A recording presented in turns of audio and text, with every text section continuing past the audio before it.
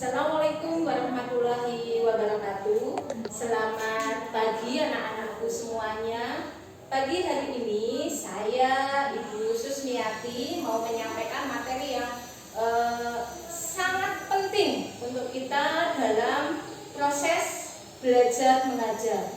Materinya itu apa? Yuk kita belajar bareng-bareng. Oh ya, jangan sampai kalian beranjak dari tempat ini ya. Kenapa? Karena nanti akan ada tugas pembelajaran yang harus kalian selesaikan. Gitu ya, stay tune terus, kita ke metode pembelajaran. Oke, silahkan disimak ya videonya. Lanjut kita ke metode pembelajaran. Oke ya, metode pembelajaran ini saya buat khusus untuk kalian ya. Nah, metode pembelajaran itu kita nanti akan belajar mengenai pengertian, macam-macam metode pembelajaran, fungsi, serta nanti terakhirnya ada kesimpulan. Yang pertama yaitu ke pengertian metode pembelajaran. Nah, metode pembelajaran adalah sebuah proses sistematis dan teratur yang dilakukan oleh guru atau pendidik dalam menyampaikan materi kepada siswanya. Saya terangkan sedikit. Jadi metode pembelajaran itu adalah strategi atau taktik dalam melaksanakan kegiatan belajar mengajar. Kenapa harus ada strategi? Karena guru itu mengajar mempunyai target yang harus dicapai. Nah, supaya mencapai target yang kita tentukan, maka kita harus mempunyai metode. Metode apa nih yang harus kita pakai seperti itu supaya siswanya dalam menangkap pelajaran yang kita sampaikan itu dengan mudah menerimanya. Itu ya. Sekilas pengertiannya itu. Lanjut kita ke aspek yang mendukung adanya metode pembelajaran. Ada 3. Yang pertama adalah aspek guru, yang kedua adalah aspek siswa, dan yang ketiga adalah aspek bahan ajar atau sumber belajar. Nah, kalau ketiga aspek ini tidak bisa ketiganya langsung berkesinambungan. Yang berkesinambungan itu hanya 2 aspek. Contohnya misalkan ada aspek guru dengan siswa. Ya, aspek guru dengan siswa ini nanti guru dengan siswa ada metode apa sih? Nanti ada macam-macamnya ya. Di situ ada ceramah, ya. Guru menyampaikan pelajaran dengan cara ceramah, kemudian dengan cara diskusi, demonstrasi, kemudian resitasi, atau mungkin dengan ceramah plus penugasan dan lain sebagainya. Tetapi kalau misalkan pembelajaran antara siswa dengan bahan ajar, ini nanti bisa lewat metodenya bisa menggunakan eksperimen atau juga study tour ya, atau karya wisata yang biasa sering sekali kita laksanakan. Yang kedua, macam-macam metode belajar. Ya, macam-macam metode belajar. Yang pertama jenisnya ya ada metode ceramah. Nah, metode ceramah di sini ini adalah interaksi antara guru dengan siswa ya. Di sini bisa dijelaskan metode ceramah adalah salah satu metode pembelajaran yang bersifat konvensional karena guru menyampaikan materi kepada siswa secara lisan. Nah, metode ceramah ini adalah metode yang sudah sangat lama sekali dipakai ya. Dipakai di proses belajar mengajar.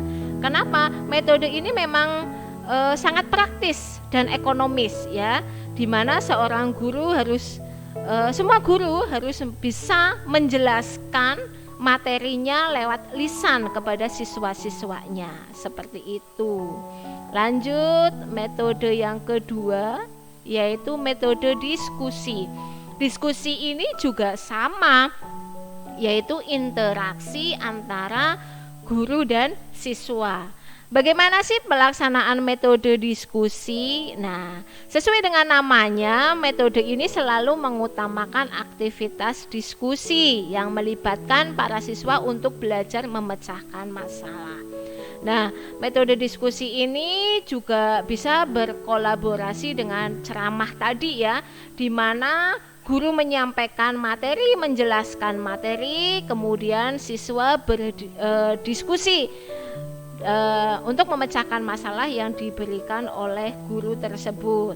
Nah, penerapan metode diskusi ini biasanya dilakukan dengan cara berkelompok.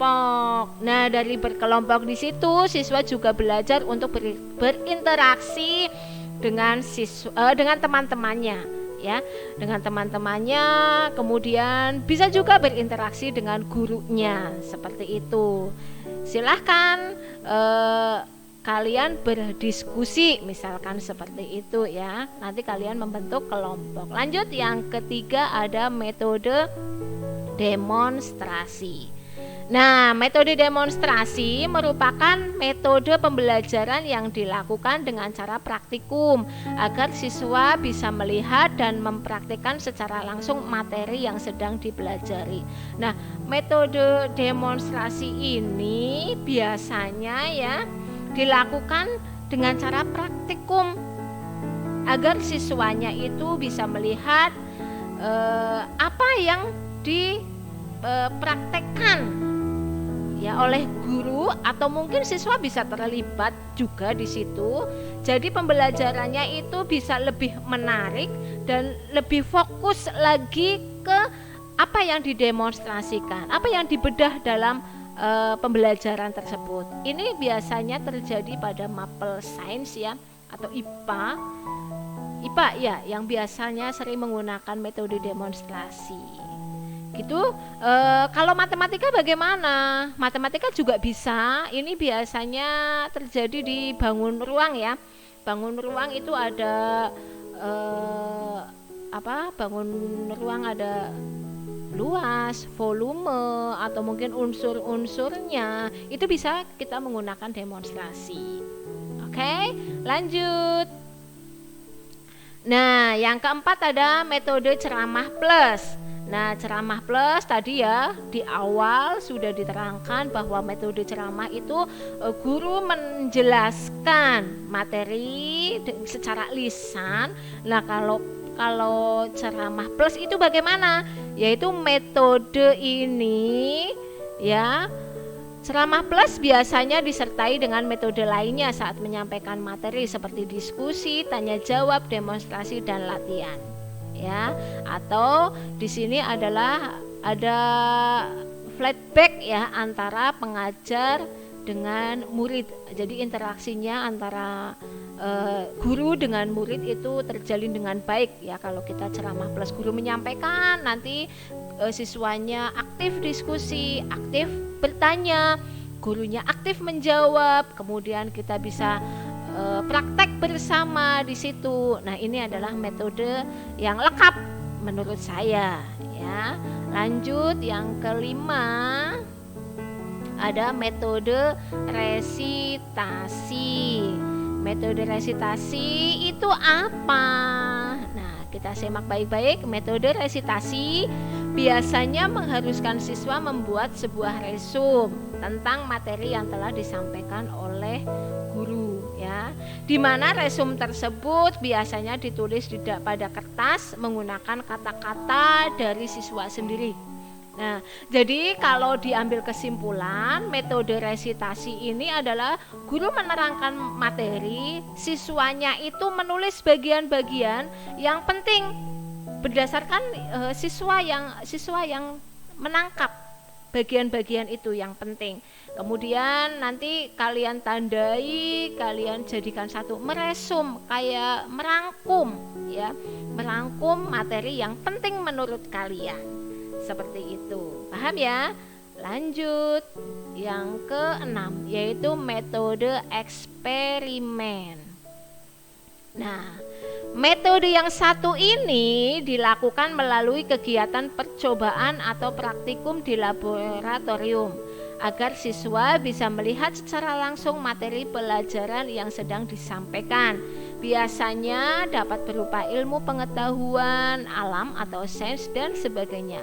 Nah, ini ada metode eksperimen. Tadi ada metode demonstrasi. Apa sih bedanya demonstrasi dengan eksperimen? Nah, kalau eksperimen ini adalah percobaan agar siswa bisa melihat secara langsung. Ya, kalau demonstrasi itu kita itu mencoba dan siswanya itu bisa terlibat secara langsung, ya. Itu bedanya. Nah, eksperimen ini sama juga biasanya dipakai di mata pelajaran ilmu pengetahuan alam. Ini lebih tepat sekali ke IPA. Kalau demonstrasi mungkin bisa ke IPA, ke matematika, ya, yang sudah saya sampaikan tadi. Mungkin juga di bahasa Inggris bisa juga kita demonstrasi di situ, ya, dan sebagainya. Lanjut. Nah, sekarang kita ke metode karya wisata atau study tour. Nah, untuk metode ini adalah interaksi antara siswa dengan sumber belajar, ya. Ada study tour. Jadi siswa itu nanti terjun langsung ke lokasi belajar, ya. Ini penjelasannya. Metode satu ini menggunakan tempat atau lingkungan tertentu yang mempunyai sumber belajar untuk siswanya.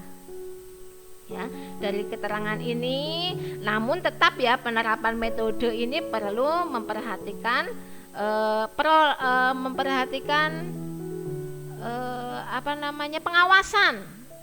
pengawasan secara langsung dari guru, ya.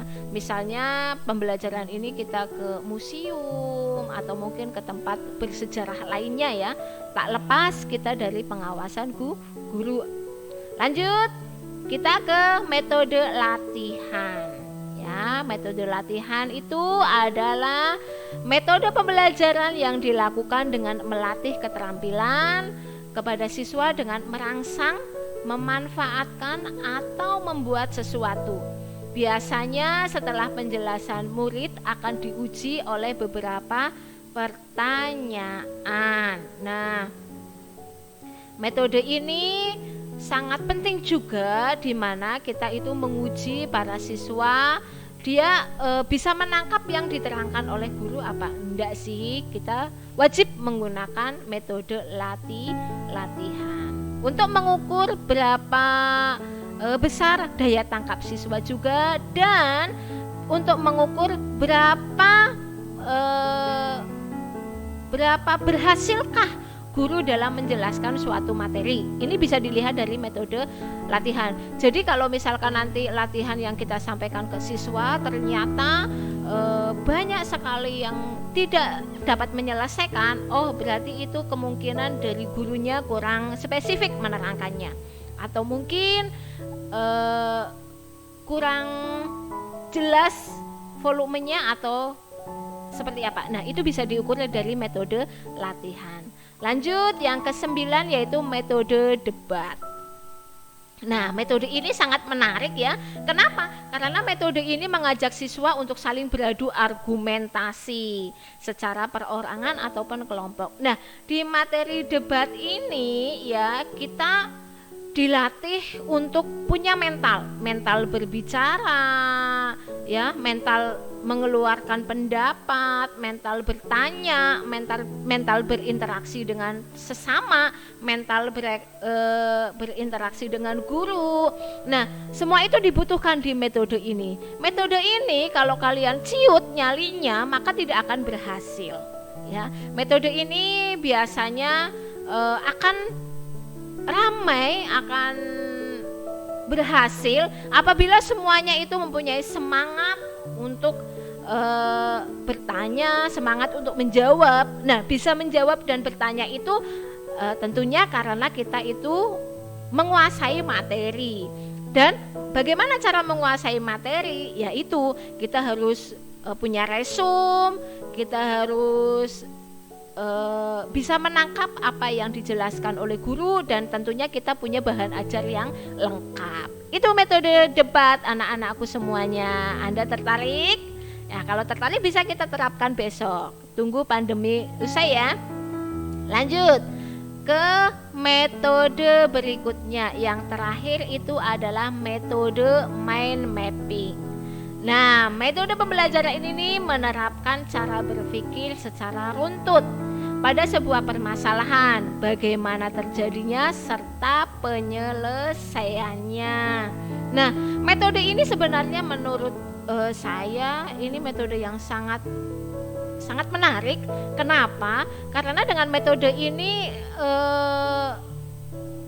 materi itu teruntun dari mulai awal sampai akhir itu digambarkan secara spesifik. Ini bisa menggunakan kayak itu kayak bagan ya, kita bisa menggunakan seperti bagan, kemudian bisa dianalisis ya, serta bisa berpikir kritis agar bisa membedah apa sih yang kita tulis di bagan tersebut, seperti itu. Jadi lanjut kita ke metode mind mapping ya. Apa itu metode mind mapping? Metode pembelajaran ini menerapkan cara berpikir secara runtut pada sebuah permasalahannya, bagaimana terjadinya serta penyelesaiannya. Jadi metode mind mapping ini siswa itu dituntut untuk bisa meningkatkan daya analisis serta berpikir kritis agar memahami masalah pembelajaran itu ya, dari awal sampai dengan akhir. Ya, nanti bisa dibikin bagan atau resume yang mudah sekali dipelajari oleh siswa tersebut. Itu adalah metode mind mapping.